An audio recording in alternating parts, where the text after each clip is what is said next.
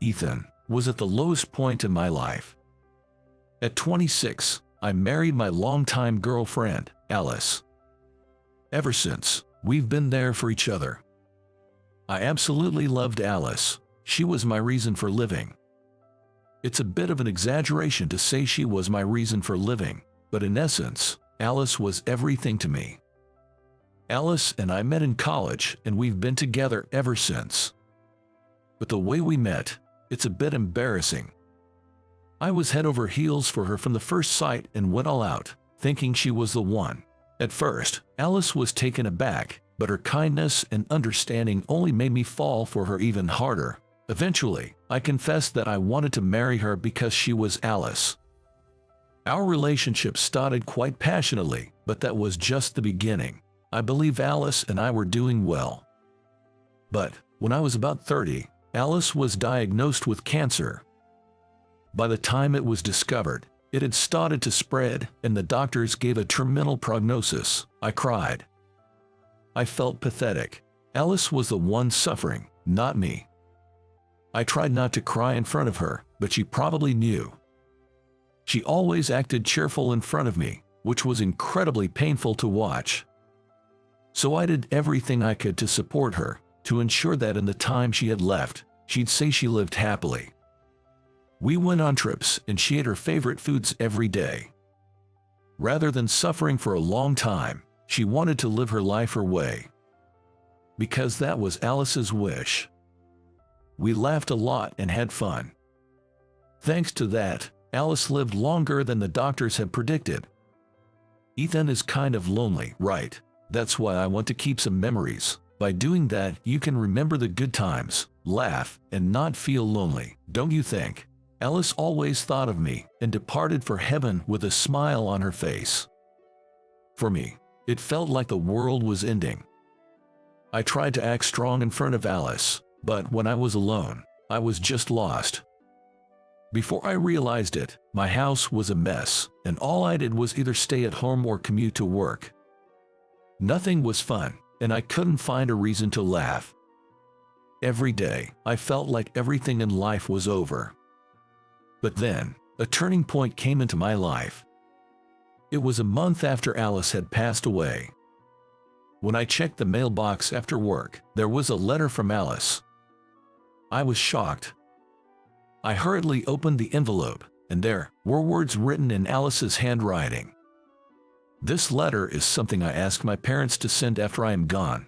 If you're reading this, it means I'm no longer by your side, knowing you without me around. Your room is probably a mess, and you're likely feeling down, aren't you? Thinking that, here's a surprise from me. A gift certificate for a stay at a spa resort. I secretly bought it. Use this to take a little break and refresh yourself.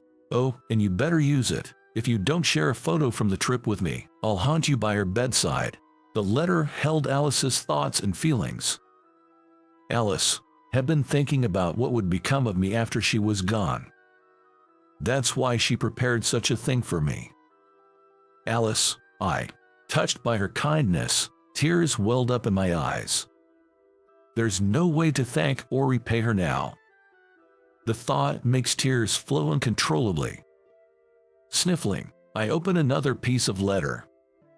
However, instead of a letter filled with words, in the center of the paper it read, "Being by your side made me so happy. Thank you for enriching my life, filling it with love. I love you so much, Ethan." The stationery was slightly crumpled, with visible tear stains. I couldn't help but cry. Crying and crying and crying. The one who should be thanking is me. Alice, thank you for loving me and being with me. I want to see you again. While being gently rocked by the bus's movement, I gazed at the lush mountainous landscape. Today, I took a day off to head to the trip Alice gifted me. Honestly, I wasn't too enthusiastic, but Alice was looking forward to the pictures. I was being carried by the bus, thinking of how much Alice loved nature. She was passionate about traveling, especially places rich in nature. Even after her terminal diagnosis, she whimsically said she wanted to forest bathe. I rarely went to places rich in nature like mountains or rivers. I might have gone on school trips, and that's about it. I once wondered, looking at trees, what's so fun about it? But after being with Alice and experiencing nature, I was touched by the earth's bounty and the beauty of nature. It's a view you can't find in the city. There's a sense of escapism, and before I knew it, I too began to appreciate nature. While much of the view from the bus is shades of brown and green, occasionally rivers and campsites come into view. Speaking of which, Alice and I went camping often. When she first suggested camping, gathering the gear and all was a bit of a hassle, but it was fun. Struggling to light a fire, overcooking the barbecue, getting overly excited over small things and laughing together. Watching the flowing forest landscape, tears unknowingly flowed. Every time I remember Alice, there's an overwhelming sadness that pierces my heart. It's unbearably painful. Silently, I wept. Please, let me cry. I'm not strong enough to recover so quickly. Excuse me, are you okay? I was just quietly shedding tears, but the woman sitting across the aisle from me reached out with concern. I'm sorry, I'm fine, really. As I tried to nod in acknowledgement, I found myself frozen in place. The woman before me was breathtakingly beautiful. The long-haired woman, noticing my stunned expression, tilted her head and asked, is there something on my face? Snapping back to reality and wiping my tears, I hastily replied, sorry, you just remind me of someone I know. It wasn't just her beauty that caught me off guard. She was undoubtedly gorgeous, but I was struck by a kind of hazy feeling, like we'd met somewhere before, but I couldn't remember where. Where was it? Darn, I can't remember. As I was deep in thought, the woman made a slightly disappointed face and chuckled. Figures, right?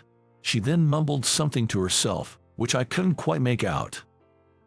Did I say something odd? Seeing her slightly forlorn profile, I instinctively tried to change the topic. Thank you for talking to me. It helped me pull myself together.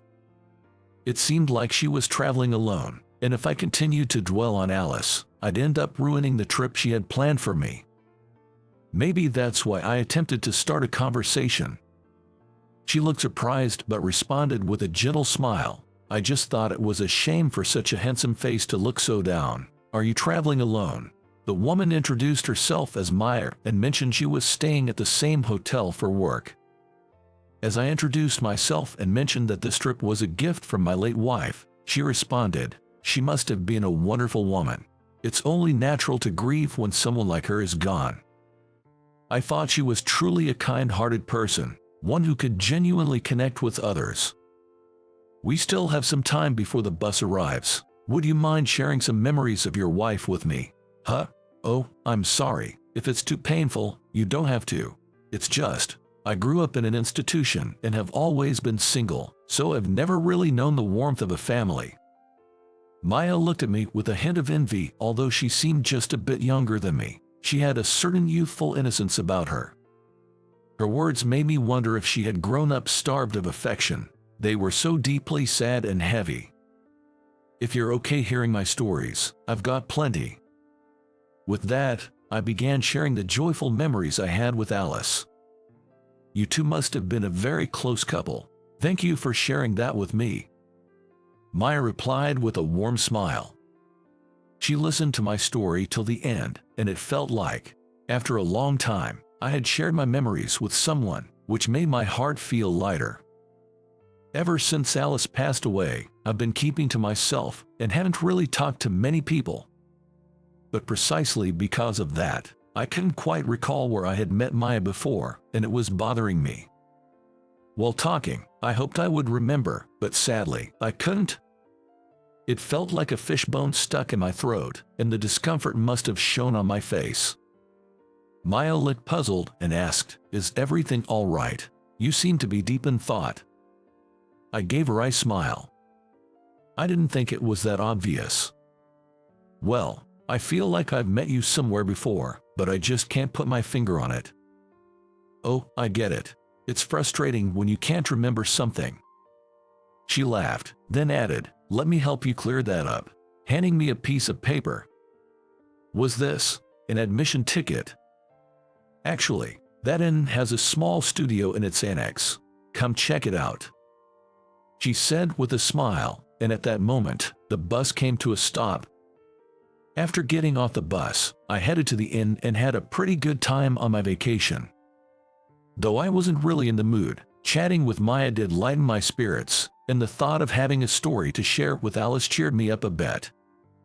And I was curious about the studio Maya mentioned. This place, although an inn, apparently holds regular concert. At first, I wondered why an inn would have a studio, but it made sense given the musical events. Maya had mentioned that if I visited the studio, I'd understand the reason for my uneasiness. I guess I had to check it out. So, after enjoying the hot springs, I headed to the studio. And the sight I was met with was Maya in a dress, playing the guitar. Seeing her brought back a particular memory. Back when Alice was still with us. We often went to amusement parks for our dates. Camping was a bit expensive for us, so we usually opted for movies or parks. On one such day, look over there, they're holding some event. There was a performance on a stage at a small amusement park. A woman stood alone on the vast stage, holding a guitar. But there was hardly anyone watching. It was a weekday, so the low turnout was understandable. Without letting such things bother her, she began singing as she played the guitar. Her voice was incredibly clear and beautiful. As the music flowed, more and more people gathered around. Alice was deeply moved too. "She's amazing.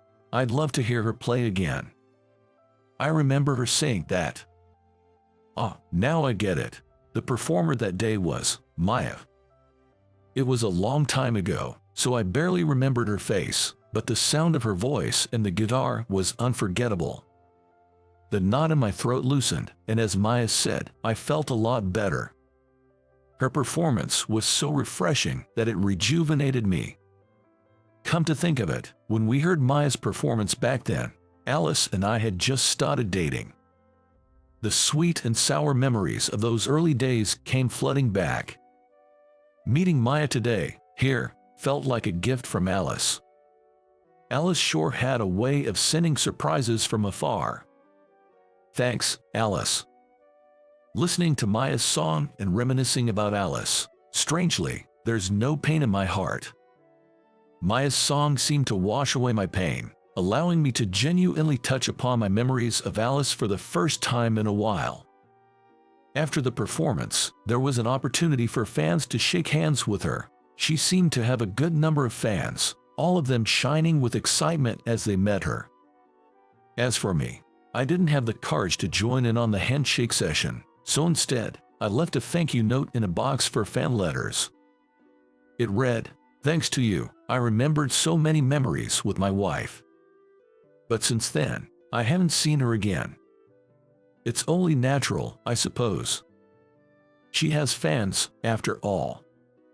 I'm not someone who can just casually approach her." That's what I thought, and since I was traveling alone and the inn was pretty vast, the odds of bumping into her were slim. I probably won't see her again. Typically, crossing paths with someone by fate is a rare event. Once-in-a-lifetime encounters, you could say. That's the real charm of a journey. But then, surprisingly, never would have imagined meeting you on a blind date. I was shocked too, haha. 2 years later, I ran into Maya. And it was on a blind date. Because she had cut her long hair for her blind date photo, I didn't recognize her at first. By the way, the blind date was pretty much forced upon me by a friend. Rather, I was tricked into coming here. At first, my friend told me, "There's a beautiful woman. She's still young. You should start over," but unfortunately, I wasn't considering remarriage. I vaguely declined when the topic seemed to lean towards a blind date, but then I was invited to a casual get-together. Unlike a formal blind date, there's an easy way out of a social gathering, and I felt bad constantly turning down my friends' invitations. So I thought, just this once, but when I accepted the invite, I was completely set up. He'll pay for this later. But when I found out the other person was Maya, things felt different. With her, I actually wanted to chat a bit. I thought you're a celebrity, Maya. I assumed you'd have tons of people wanting to date you. Well, I don't really have that many fans. It's just that my mentor is quite famous, and people come to see me because of their name. Besides, I don't really see myself marrying a fan. It seemed like she was incredibly popular at that concert, but apparently, it just looked that way because I'm not in the know. Filling up that small studio doesn't make one famous. Moreover, Maya's main job isn't singing. She does it as a hobby.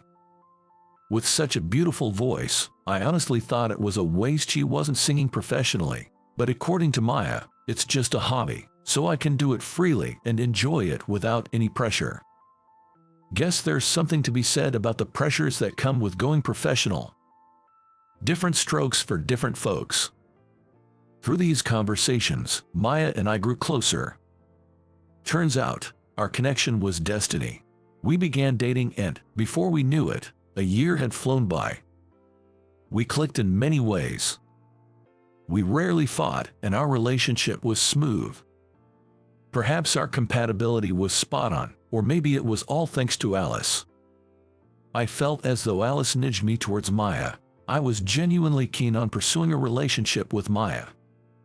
But I did wonder, was I good enough being a divorcee? When I voiced that concern, she firmly told me, "It doesn't matter. I want to be with you, Ethan." Hearing her say that made me really want to be with Maya forever. Of course, I hadn't forgotten about Alice. I never could. But if I keep living in the past, I feel like Alice would scold me. She'd probably tell me to pull myself together. So, I decided to move forward. "Will you marry me?" My second marriage proposal in life. I knelt before Maya, presenting a small ring and flowers. She broke into a big smile, joyfully saying, "I'd love to," as she accepted the ring. It felt incredible. I never want to experience that depth of sorrow again. Since Maya knew about Alice and my past, we get regular checkups together. Early detection increases the chances of a cure after all. And we didn't have a wedding ceremony. It was Maya's wish. "Your wedding with Alice is a precious memory. I wouldn't want to overwrite that." She was so considerate. However, every girl dreams of a wedding ceremony. So, as a small gesture, I surprised her with a photo shoot in wedding attire. She was absolutely thrilled, saying, "This will be a memory to cherish forever." Seeing Maya in that dress with a radiant smile, she looked truly happy. Just watching her filled my heart. "Hey Alice, if I told you I got remarried, would you be mad at me?" "No, knowing you, if I ever made Maya cry, you'd probably haunt my dreams scolding. Don't make your wife cry." The bond between Maya and me, somehow connected by Alice. I'll cherish this bond forever. So, everything's fine now. Sorry for causing so much worry. Thanks to Alice, I managed to move on. I intend to do for Maya all that I couldn't for Alice. That, I believe, would be my way of repaying both Maya for coming into my life, and Alice